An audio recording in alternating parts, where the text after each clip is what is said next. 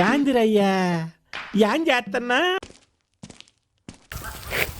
ఏం చేస్తున్నావు నవ్య? ఆ మట్టిని అలా తవ్వి పెడుతున్నావు. నువ్వే కదా ఈరోజు చేపల పులుసు చేసుకుందామన్నావు, అందుకనే చేపలు పట్టడానికి వానపాములు ఎత్తుతున్నాను. దట్టా ఐ థింక్ వాటో వాట్. అయ్యో ఇంకెక్కడ వానపాములే, మీ మామ కొట్టే మందులకి ఎప్పుడో చచ్చిపోయి ఉంటాయి. అయ్యా మరి ఇప్పుడు ఎలానే చేపలు పట్టడం?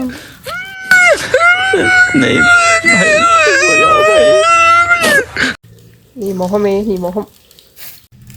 మనతో ఇదే వచ్చింది. వాటి వాల్యూ తెలియకుండా వాటిని పట్టించుకోకుండా ఉంటే ఇలానే ఉంటుంది. మాకు తెలియదులేవే, నువ్వు చెప్తే తెలుసుకుంటాం.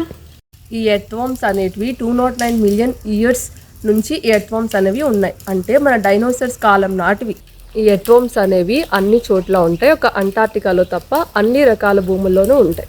ఇవన్నీ నాకు తెలియదే. రాష్ట్ర ముఖ్యమంత్రి తెలుసా? ఎవరన్నా ఈ సీఎం కూడా తెలుసా? నాకు తెలియదు, కొత్త పెళ్ళయిందండి. రాష్ట్ర సీఎం కూడా తెలియదు నీకు? తెలియదు. ఇవి మాత్రమే కాదు, ఒక ప్లాంట్కి న్యూట్రియంట్స్ బ్యాలెన్స్డ్గా అందజేసేలాగా, సాయిల్లో మాయిశ్చర్ కంటెంట్ని పెంచేలాగా ఒక మైక్రోబ్ ఎకోసిస్టమ్ అనేది ఎర్త్వామ్స్ ఫామ్ చేస్తాయి. ఎన్ని ఉపయోగాలు ఉన్నాయా ఎర్త్వామ్స్ వల్ల సాయిల్కి?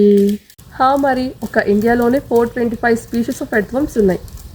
అరే ఇన్ని లాభాలు వచ్చే వాటిని మా మామ మందులు కొట్టి చంపేస్తున్నాడా? అయ్యో. ఈ మామ మాత్రమే కాదు, చాలా మంది రైతులు ఇలానే చేస్తున్నారు. ఎర్త్వామ్స్ చేసే మేలును తెలుసుకొని మనం వాటిని కాపాడాలి. నీకు చేపలు పట్టడానికి చాలా దారులు ఉన్నాయి, అవి తెలుసుకుందాం పద. Don't forget to like, share, comment, subscribe to the ప్రకృతి పల్స్.